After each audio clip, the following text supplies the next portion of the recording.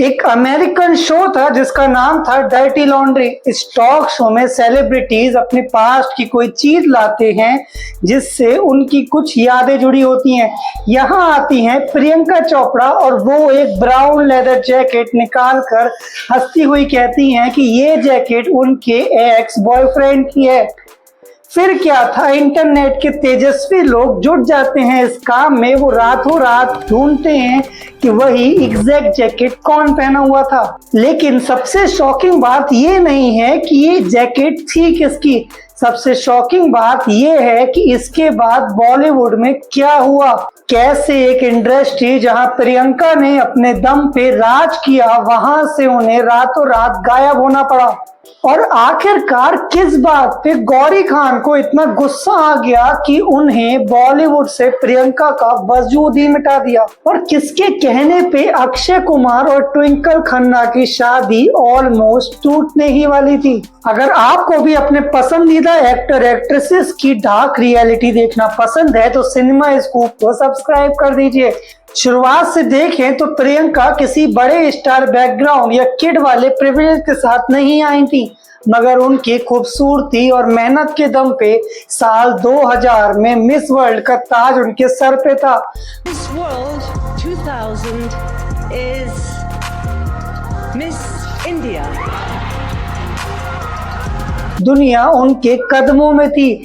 बॉलीवुड ने भी दरवाजा खोल दिया the hero love story of a spy से, पर कंट्रोवर्सी ने यहाँ भी उनका दरवाजा फिर से खटखटाया। उनके करियर के शुरुआती दिनों में उनके फादर पर एक केस हुआ जिसमें क्लेम किया गया कि उन्होंने कुछ प्रोडक्शन हाउसेस से प्रियंका को प्रमोट कराने के नाम पे 3 लाख एडवांस लिया और वापस ही नहीं किया। पर उनका करियर रॉकेट की तरह उड़ रहा था। अंदाज से अक्षय कुमार और प्रियंका की केमिस्ट्री ने पर्दे पे आग लगा दी थी।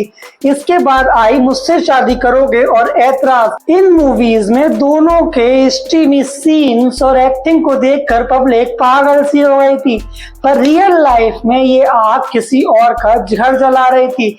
रूमर्स उड़ने लगे कि अक्षय और प्रियंका का रिश्ता दोस्ती से बहुत आगे बढ़ चुका है। अक्षय के दोस्तों तक ने ऑफ द रिकॉर्ड मीडिया में कहा था कि अक्षय की इकलौती कमजोरी औरतें हैं। और खबरें जब अक्षय की पत्नी ट्विंकल खन्ना तक पहुंची तो बवाल मच गया। मीडिया रिपोर्ट्स कहती हैं कि ट्विंकल खन्ना अचानक से उस होटल की लॉबी में पहुंच गई जहां पर शूटिंग चल रही थी, और वहां इतना भयानक हंगामा हुआ कि अक्षय को सबके सामने थप्पड़ मारा। इस सब में प्रियंका का नाम डायरेक्टली हाईलाइट हुआ। इसके बाद अक्षय कुमार ने पब्लिकली कसम खा ली कि वो प्रियंका के साथ कभी भी काम नहीं करेंगे, और वक्त उन दोनों की आखिरी फिल्म बन के रह गई। एक तरफ ट्विंकल खन्ना का डर था तो दूसरी तरफ प्रियंका के खुद के एक्स मैनेजर प्रकाश जज्जू ने उनकी लाइफ में जहर घोल दिया।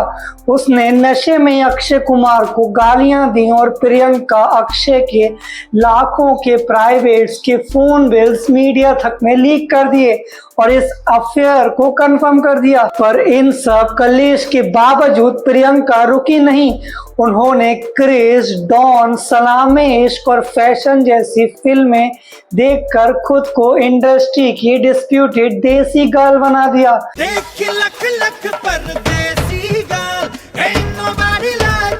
पर टॉप पर होने के बावजूद डार्क रियलिटी ये थी कि बॉलीवुड वुमेन्स को बराबर समझता ही नहीं है।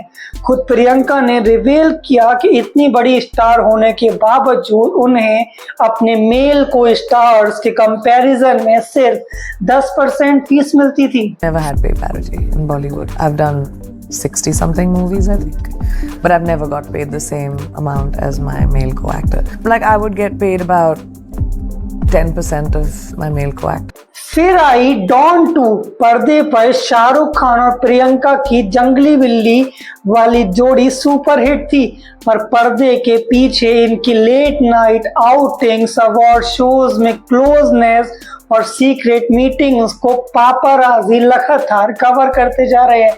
एसआर के जो हमेशा से एक लॉयल हस्बैंड माने जाते थे, उनकी क्लीन इमेज खतरे में आने लगी थी।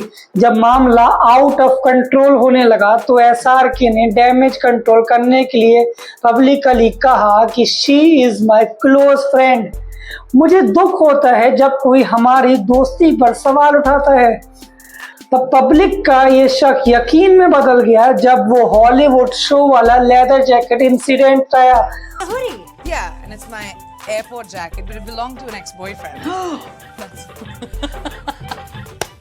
Can you still smell him? God, I hope not. No, now you only smell me. और इस जैकेट ने एक ऐसी आग लगाई जिसने प्रियंका के बॉलीवुड को करियर को जलाना शुरू कर दिया। और ये बात जब शाहरुख खान के घर तक गई तो गौरी खान ने अपने पावर मूव चलना शुरू कर दिया। गौरी खान कोई आम औरत नहीं है, वो करण जौहर की बेस्ट फ्रेंड और बॉलीवुड के सबसे इन्फ्लुएंशियल इनर सर्कल्स की कोर मेंबर हैं। र्यूमर्स कहते हैं कि गौरी ने सभी टॉप प्रोड्यूसर्स और डायरेक्टर्स को स्ट्रिक्ट वार्निंग दे दी।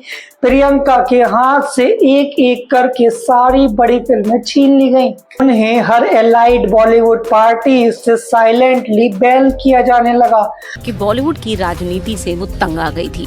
बॉलीवुड में उन्हें कॉर्नर किया जा रहा था। फिल्म इंडस्ट्री में मौजूद पॉलिटिक्स से तंग आकर उन्होंने ये फैसला लिया। उन्होंने कहा कि मुझे इंडस्ट्री में मानो हाशिए पर धकेल दिया गया। हाल ही में एक पॉडकास्ट में प्रियंका ने इस डार्क फेस को फाइनली कन्फेस किया।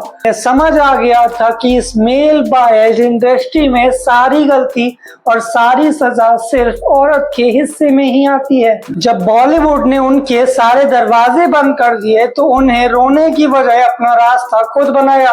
का म्यूजिक का शौक एक ब्लेसिंग इन डिस्गाइज बन गया। जब वो 7 खून माफ शूट कर रही थी तभी उन्हें अपने मैनेजर अंजुला के थ्रू हॉलीवुड में म्यूजिक का ऑफर मिला।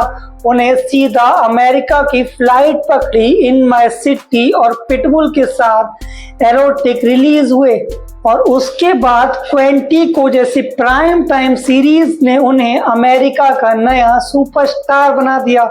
जो इंडस्ट्री उन्हें सपोर्ट नहीं कर रही थी, उन्होंने उस इंडस्ट्री के एलाइड्स के सामने निक जोनस से शादी की और द वर्ल्ड ग्लोबल आइकन बन गई।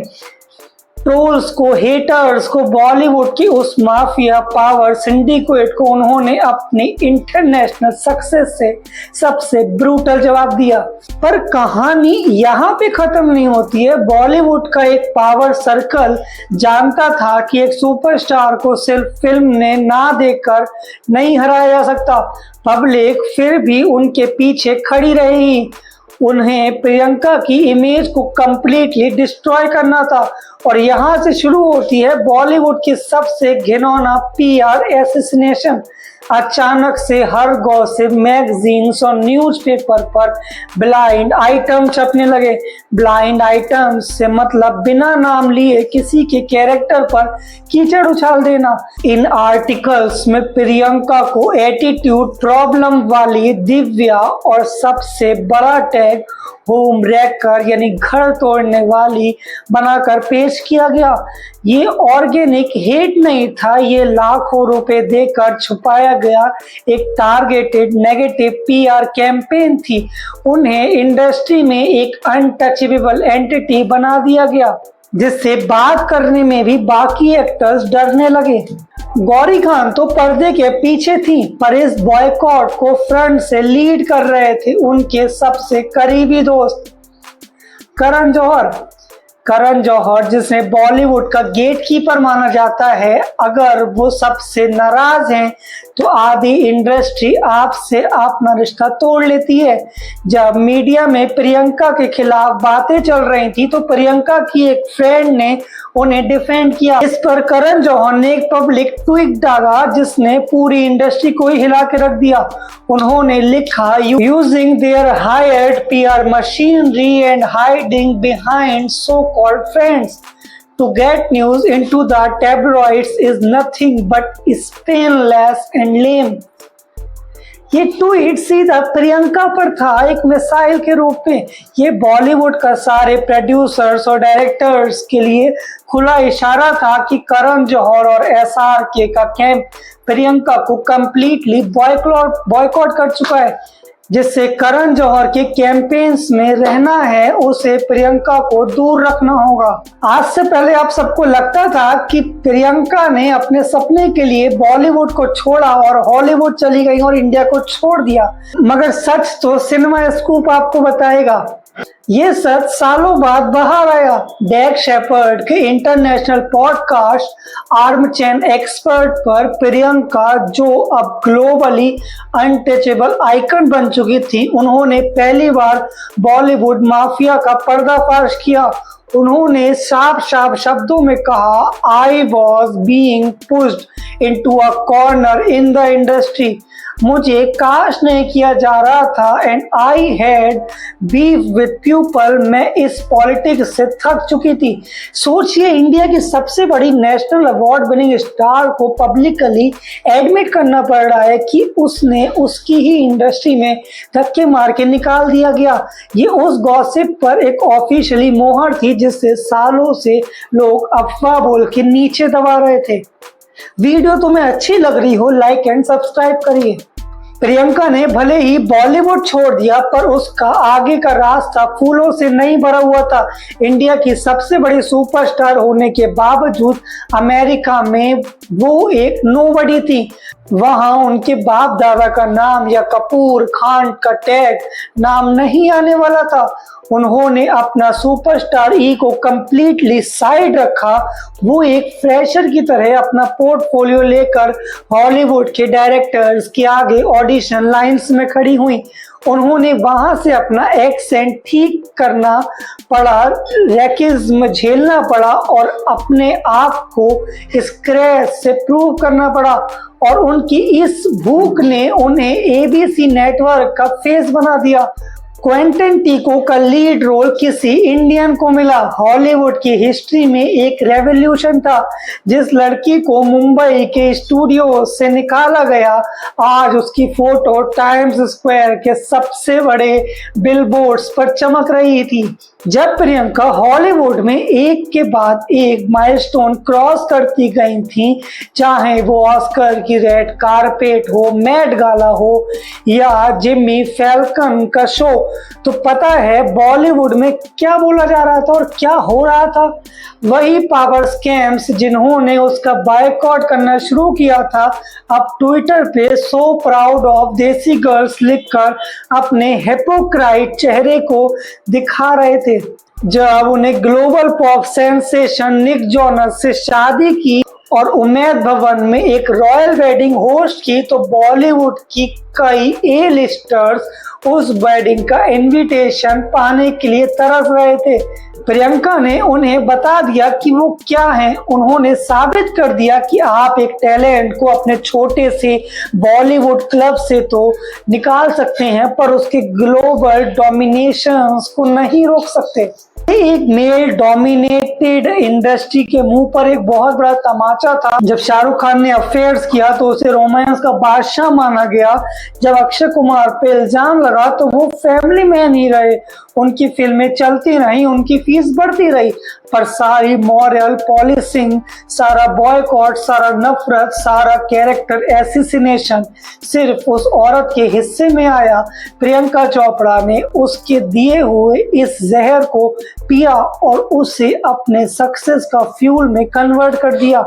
आज उनके पास वो सब कुछ है जो बॉलीवुड का कोई किंग या खिलाड़ी अपने सपनों में भी हासिल नहीं कर सकता है। आपको क्या लगता है पूरे बॉलीवुड PR मैट्रिक्स के बारे में? क्या गौरी खान और करण जौहर का वो माफिया बैकग्राउंड सही था या ये इंडस्ट्री की सबसे घिनौनी रियलिटी है?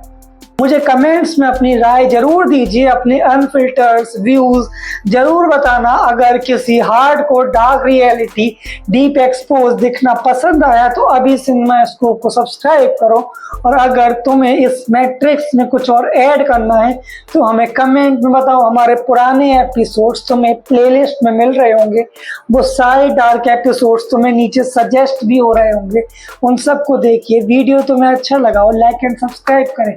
Thank you.